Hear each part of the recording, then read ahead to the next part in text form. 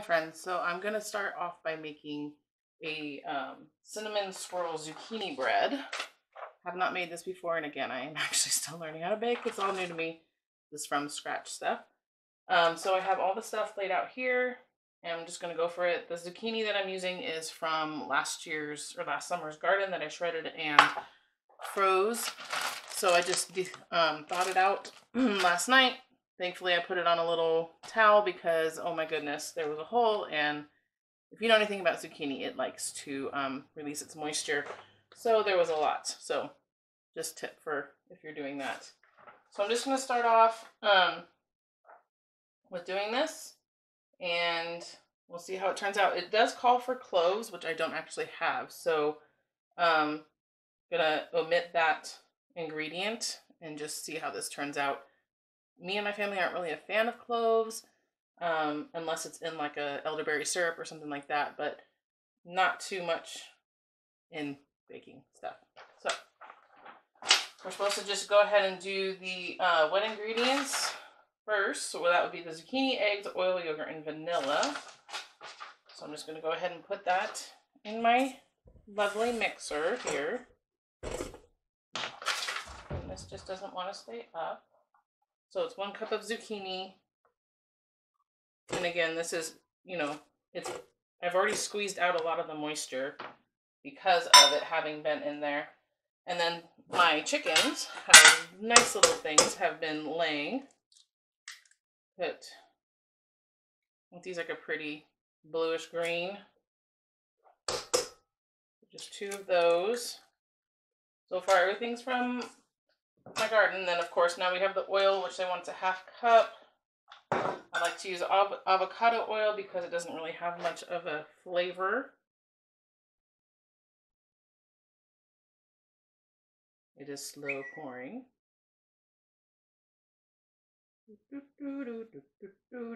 Everything's slow when you're in a rush, right? Go. I'm going to do a 1/2 cup of plain Greek yogurt. I actually bought this to use as a start to make my own yogurt. So we'll see how that goes as well. That's for my dry ingredients. So, and once I get used to recipes, I rarely ever measure. I don't know if anyone else is like that or if it's just me, but you learn to eyeball really well.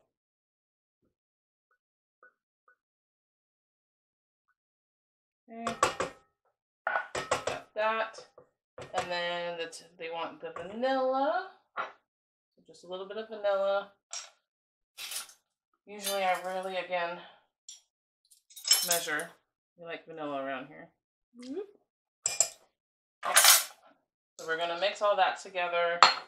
This recipe, for whatever reason, does not have us adding the sugar to the wet ingredients. It actually has us doing it to the dry ones, which is a first for me, but you know what? I figure I'm trying their recipe, so we'll try it out. But normally sugar is considered wet in my experience. And this thing likes to squeak. Word warning.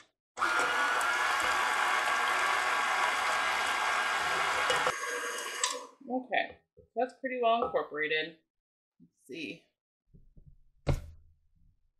You can see that there. So go ahead and start doing the dry ones. So the dry, get all this out of the way. Okay, got my coffee because, Okay, there we go. So in this bowl, I'm going to do the dry ones. We're going to do 1.5 cups of all-purpose flour. And if you guys are not stocking up on your stuff, highly recommend. Supply chain issues, that could be a different video. This is my all-purpose flour. I just got this flour from like Costco. I had a couple bags of it. And I've been using it pretty regularly. It's actually almost empty. I'm going to need to refill it in a second. Probably later today after all of this even. So 1. And then because I use both my halves on the other stuff, I'm just going to kind of eyeball a 1/2, which normally with baking you don't want to do, but yada yada. So, and then these gamma lids, love it. I got these from Azure Standard. I'm gonna drop a link if you're curious about that. And then 3/4 cups granulated sugar. That's my salt. Don't make that mistake. So this is my organic sugar. Here's my 4th cup. I'm just going to do 3 of these.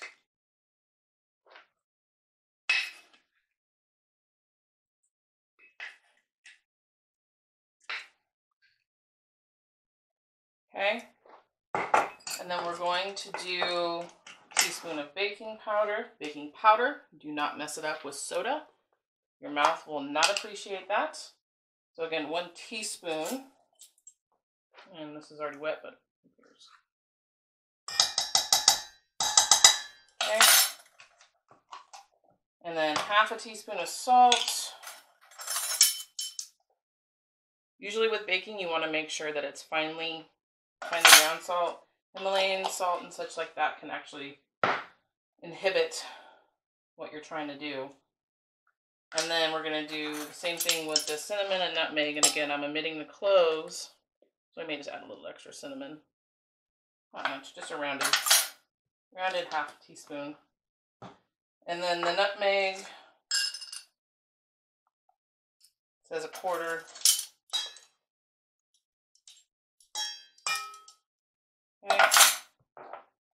And then again, getting rid of that. So I just have my little whisk here. Gonna kind of incorporate this a little bit more, just so it goes evenly into this. And before I forget, I forgot to preheat the oven, so get that going. And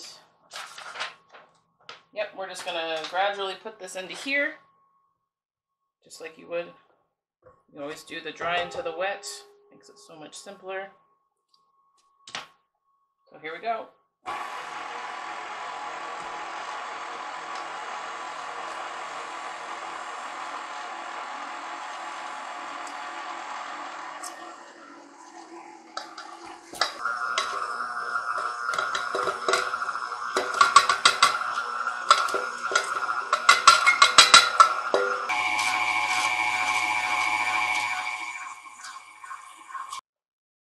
Okay. So now I think we're supposed to, it says don't overmix, and then, yeah, we don't want large air bubbles. And then we're going to combine more sugar and cinnamon to create the swirl. So let me just get this out of here. Not sure if a dough hook would have been better. It's not really dough, it's really more of a cake. I mean, if you've done something like this before, please let me know, but it looks like the zucchini is really sticking to this. So let me get that out. Yeah, don't use this kind again. This could have been an odd moment, or however you want to put it, but not for me. Live and learn. So we're done with that. So I'm going to use this again. And we are going to do 1/2 cup again of the sugar. Then a tablespoon of cinnamon. I don't know about you, but I love cinnamon, so I may just do a little bit extra.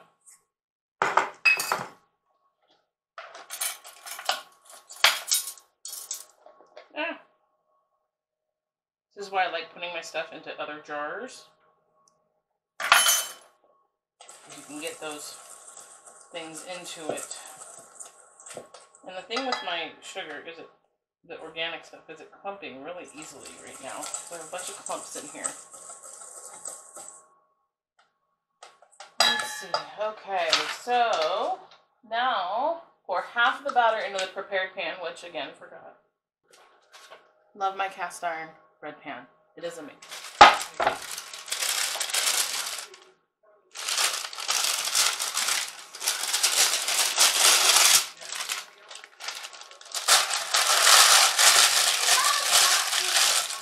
you guys back from your walk? Yeah.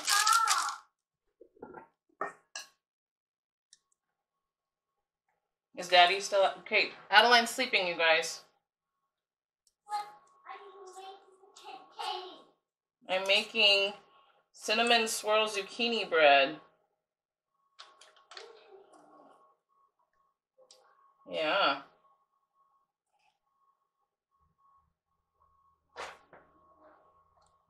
Zucchini is stringy. Okay.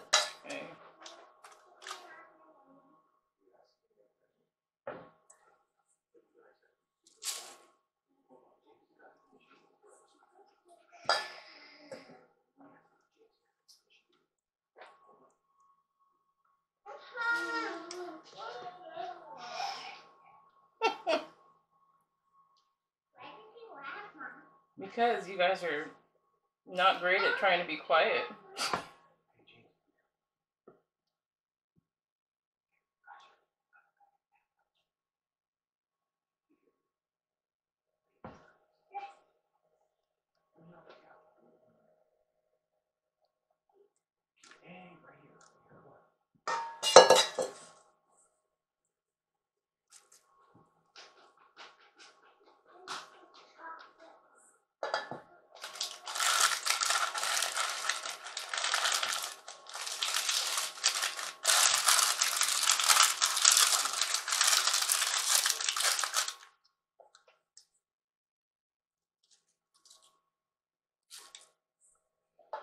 I think that was too much cinnamon and sugar for the top.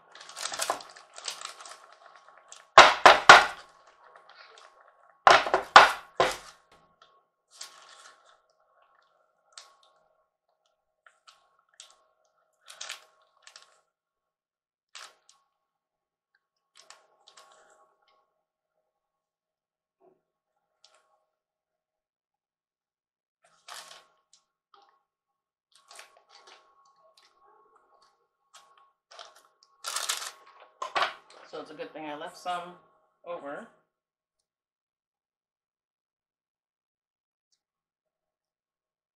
There we go.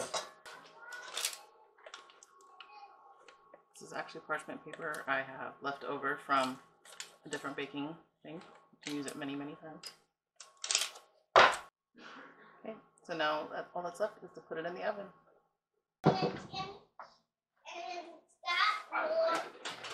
This is like a monster truck.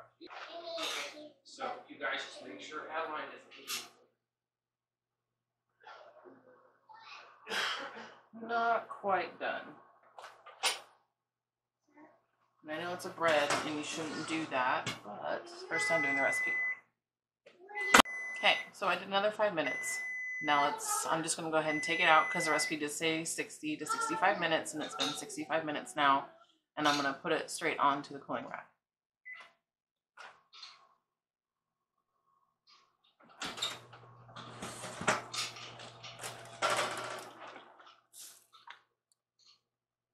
Love this cast iron.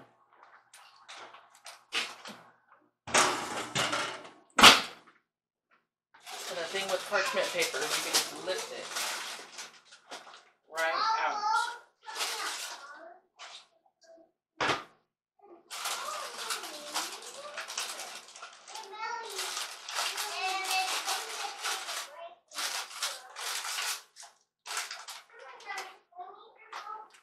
So here we go. Looks pretty done. You can hear the kids playing with their toys in the back. They got an early Christmas gift just a little bit ago. So once this cools, because you have to let breads and cakes and stuff rest probably about 30 minutes. Once it cools, I'll come back and let you see what the inside looks like and if it was actually done or not. Because when I did the knife, it really didn't have much left to it. So that 5 minutes probably did it good, and then as it rests, it'll probably finish up. So I'm gonna put this back. Okay, so it's been about 30 minutes or so. So I'm gonna go ahead and cut it open and we'll see how it looks.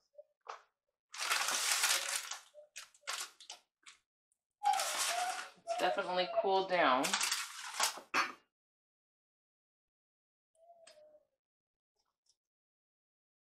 crumbly.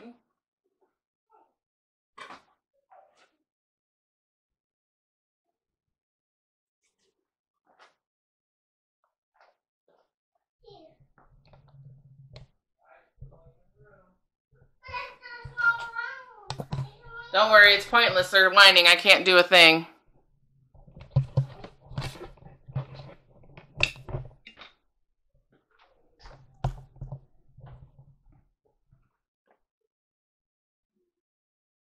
So, not quite as done as I would prefer. Still a little spongy, but it's more like a cake. So it's okay. We'll still eat it. At least not wanting it.